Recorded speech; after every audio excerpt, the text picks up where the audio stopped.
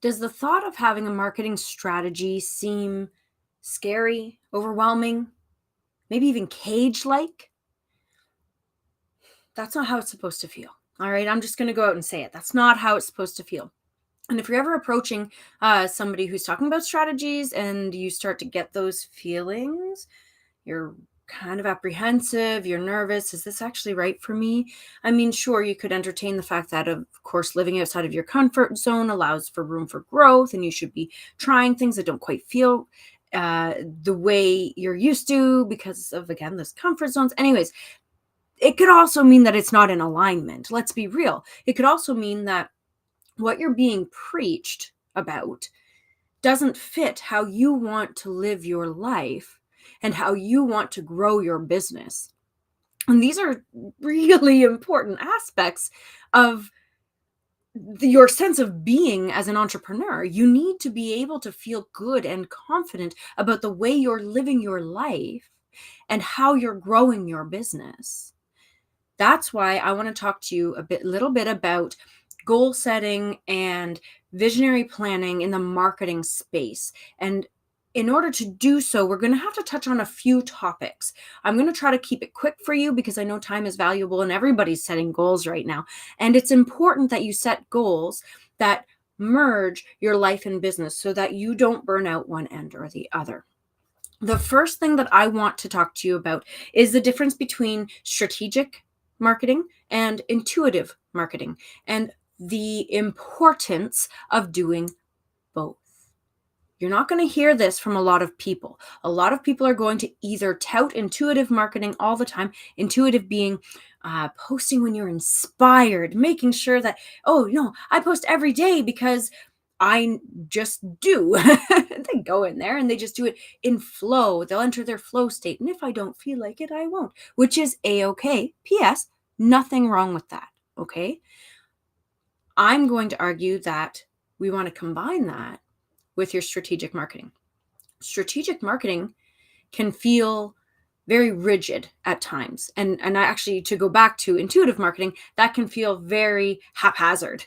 So you go from one extreme where it's a little bit haphazard. You're not sure. What if you don't post for a few days? What if you drop the ball? You don't feel well? You can argue that that is the true authentic posting. And that's great. And then you've got your strategic marketing where it's more rigid. You've got a schedule, and this is what you post and when you post it, and which can feel a little confining and inauthentic. And this is why I want to tell you that merging those two things is going to give you room for flow. It's going to give you the strategy, goal aligned, something trackable and organized that allows you to show up consistently, which we all know is important. Consistency is key. It's challenging to be consistent when you are posting solely based on intuition. All right. It can be very challenging and it can lead to burnout, and we don't want that to happen. It can be equally challenging to tap into your authentic passion when you rely too heavily on strategy. And so your system that you need to create for your business, something that I help my clients to do, is to combine the strategy that keeps you consistent, that's trackable, and that's aimed for growth so that you're actually making the choices that will lead you to your goals, with intuition and passion and joy and flexibility. And hey, you know what? I can post whenever I want, but I can also not, and I'll still be showing up. This is very important, this merger. When it comes to marketing goals, after you've come to the conclusion of this is when I'm going to post strategically, and this is how I'm going to post intuitively, and this is what it will look like as it fits into my life, then you're going to want to make sure that the content within those goals and of course the mapping of those goals as well leads to your marketing objectives. Okay, there are about 5 to 10 marketing objectives, 5 that people, typically entrepreneurs, will really hunker down on. Once you get up to the 10, you're starting to look at more of the big corporate business type of goals. So there's usually about 5. I'm not going to dive into them today because sometimes this can be a complicated topic. I will be talking about it in the new year. because you can kind of merge goals depending on where you're at in business. And this is another reason to advocate for customized marketing strategies, not just plug and play. This is what the guru does. You want to make sure that it's geared to your business, where you are now, how you're living, and how you want to grow. All right. So there's about 5 strategies, 5 to 10 goals rather, that you could be working toward within the constructs of your marketing. And when you're working towards those goals, once you've picked that goal, okay, it's a SMART goal that's housed within the marketing sphere and allows for flow between your life and your business. How are you going to get there is the question, right? What are the steps that you need to take to achieve that goal in a reasonable amount of time and in a way that doesn't feel like you're trapped in hustle culture? In order to do that, you're going to hear me preaching day in and day out that you need to have a firm grasp on your values, on who you are, how you want to live, what you want to advocate for yourself and those around you. All right? Have a very firm grasp of that. The reason this is important is because that is your anchor. That is your sense of being, and ensures that as you're working towards your goal, you're also living life fully. So now you have your anchor and you have your dream. This makes it far easier to map out the path that you need to take in order to get from point A to point B while staying in alignment.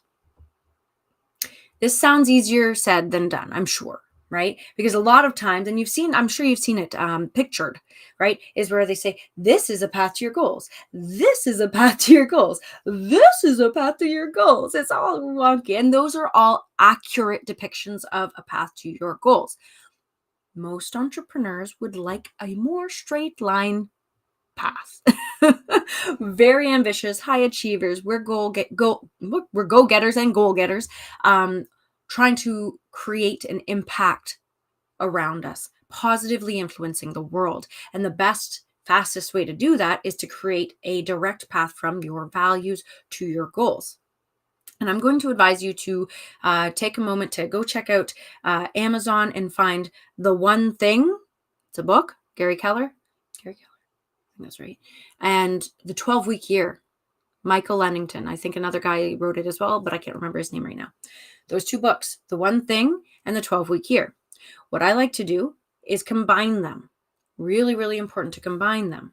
The really interesting thing about The One Thing is that it asks the question, what is the one thing that I can do that will make everything else either easier or unnecessary? So here we're weeding out the junk. This is a really important part of marketing because we get caught in loops, in cycles of doing the same thing that's not working over and over again because somebody sometime along the way told us we should.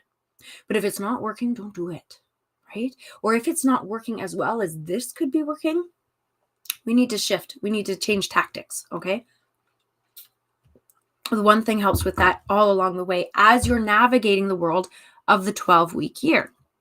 Now, the 12-week year advocates for accomplishing more in 12 weeks than most people do in 12 months. Okay, this is a really streamlined method, and it's all about goal and process breakdown. In the 12-week year, you're asking yourself, what is your goal? What are the tactics that you need to do to accomplish that goal? And then what are the tasks that fit into the tactics in order to accomplish that goal?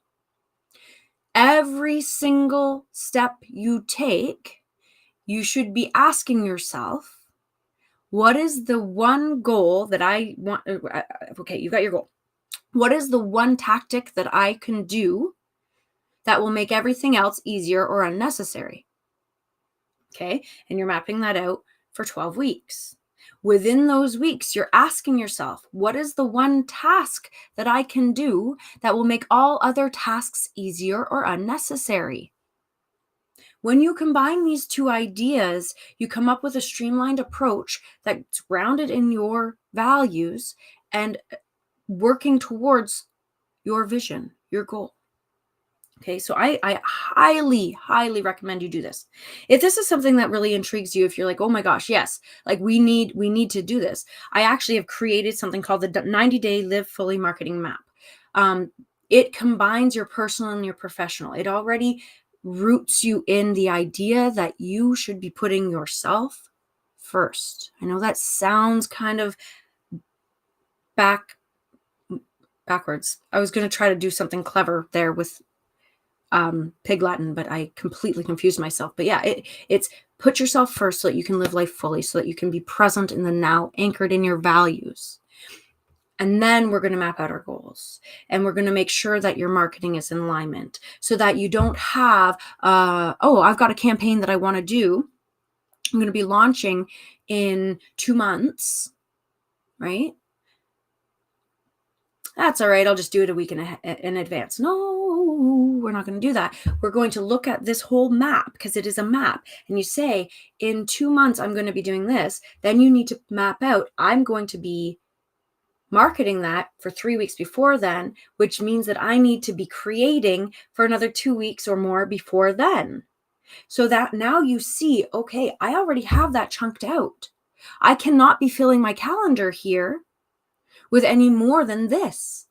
It allows you to then reflect back on your living life fully section, where you're really entertaining the idea that, you know what, I haven't read in a long time and I really love reading, or I haven't painted, or I haven't gone for that walk, or when's the last time I curled with my buddy? Like, whatever it looks like, right? You want to make sure that you're filling your own cup, and having it in this map allows you to understand time better in the context of the 12-week year. And it allows you to understand your goals, tactics, and tasks better in the context of what is actually important. And am I going to be wasting my time on things that aren't driving the needle forward just for the sake of doing it? This also helps with outsourcing, which is something that I talk about in some of my other videos. You're going to have to go back and check those, because then you can kind of have a better understanding of, okay, when do I outsource? Because it's going to be really important for me to focus on these things. I don't have time for this, but I'd like it to get it done. Let's get somebody else to do that. With that, I'm going to let you guys have a great rest of your year, because at the time of this recording, it is actually very much leaning into the holiday season, almost at the new year. And this process works cyclically. So I am a huge advocate for, you don't need to just set resolutions for one time a year, December going into January, or whenever your new year arrives. You should be, and I don't like shoulding all over people, but this is actually psychologically and neuroscience proven.